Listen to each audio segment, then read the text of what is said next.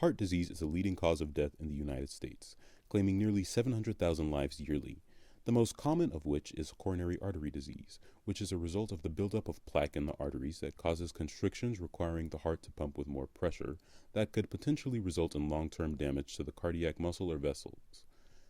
There are several treatment options for heart disease depending on the severity and prognosis of the ailment, including prescription medication, stent placement or bypass surgeries, or as a last resort, a heart transplant.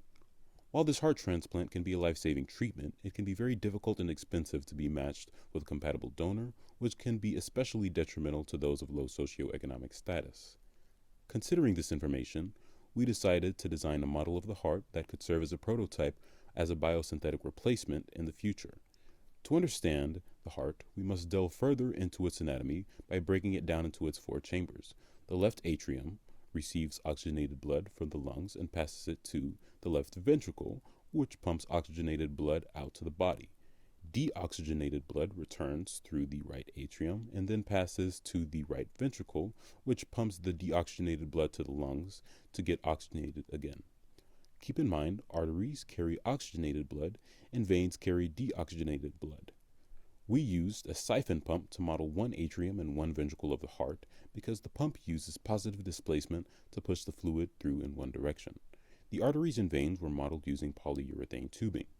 The inlet tubing represents veins, and the outlet tubing represents arteries. The independent variables of our experiment were the tubing's diameter at 0.1 and 0.7 centimeters, and the tubing's length at about 1 and 2 meters long. We also sought to measure pressure with gauge, however, due to some technical difficulties, including a malfunctioning pressure gauge and difficulty with the pump with narrower tubing, we placed a scale underneath the pump to measure the force applied to the pump and divided it by the surface area to get the pressure. To do a sanity check for our pressure, we used the equation for the change in pressure with Poisson flow, because this is an internal flow. We measured volumetric flow rate by measuring the volume of the water that was pumped through the tubes into a container over a 20-second interval at a pumping rate of 60 beats per minute to model a resting heart rate.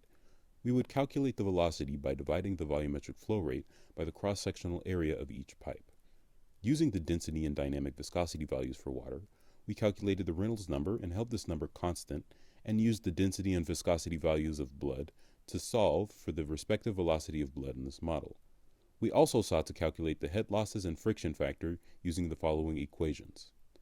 The following table shows that the experiments that were ran with a higher diameter had significantly higher Reynolds number than that of the experiments ran at a lower diameter, even though the experiments at a higher diameter had a significantly lower velocity. This is because larger diameter permitted a larger cross-sectional area for more fluid to flow, which gave way to a more turbulent flow.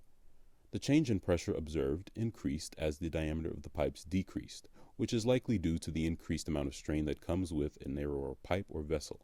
However, the change in pressure decreased as the length of the pipes increased, which is likely due to the larger surface area, which would decrease the strain that a fluid undergoes at a given point.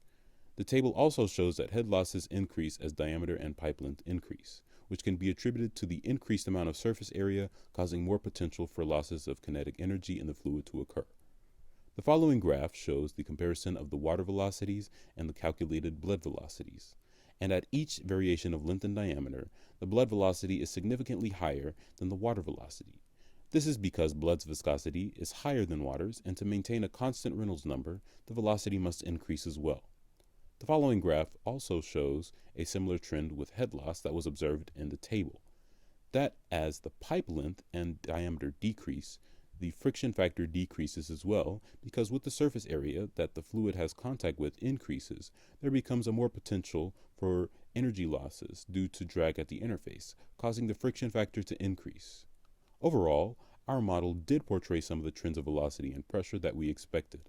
However, there are many improvements that could be made, including a future model having both sides of the heart with circulation and oxygenation, a better pressure gauge, and also for this idea to be implanted into live organisms, the rubber and polyurethane would need to be replaced with biocompatible materials that don't trigger a detrimental immune response and are able to receive signals from the nervous system. Regardless, for many people, including minority communities that are disproportionately affected by heart disease, this could serve as a life-saving solution.